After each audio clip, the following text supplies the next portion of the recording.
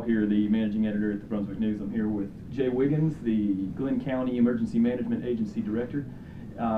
Jay, where are we at right now at noon on Friday with Hurricane Irma? What are we going to see here in Glynn County as of the current projections? Michael, thanks for being here, number one. We appreciate y'all getting the word out to everybody in the public.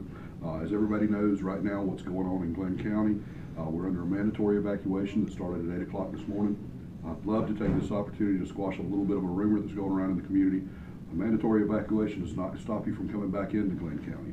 If you need to go out and come back in to bring people in or people out, we are not going to shut roads down. Roads will stay open until such time as they become unsafe to pass because of weather conditions. As far as the storm itself, we're having a National Weather Service update at 2 o'clock this afternoon. We'll meet together with our EOC group. We're not out from under the gun yet. We've seen some improvement in the track, but we may still be on that right front quadrant of the storm, which is really the worst part of the storm. So we feel very confident that it's still important for people to get out of the way. We talk a lot about using analogies to discuss things. Boxing. If somebody takes a swing at you, you don't stand there and take it. You get out of the way. Right. And that's what we're talking about here is an instance where, number one, you may not have power for a period of time, you may not have water for a period of time, so it would be horrible living conditions. Plus, our ground's really saturated, we got trees go down. We still feel it's important that people get out of the storm. We want them to be vigilant, we want them to continue to monitor, we want them to be prepared and have a plan.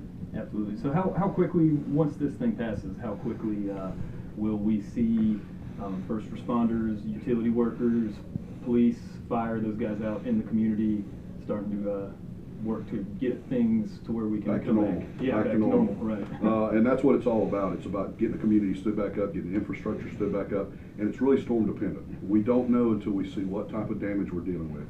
Now, our firemen, our policemen, our first responders, they'll be out there right up until time that we have to pull them back in and shelter. They'll be, once we start seeing wind speeds of 40 to 45 miles per hour, tropical storm force, it becomes unsafe for them to be out.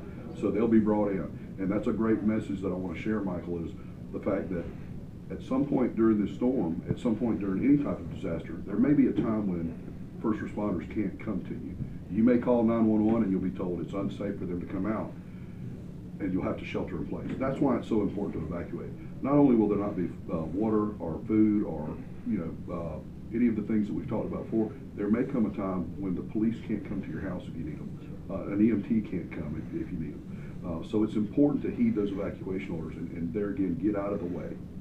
All right, thank you very much, Jim. Thanks, Michael. All right.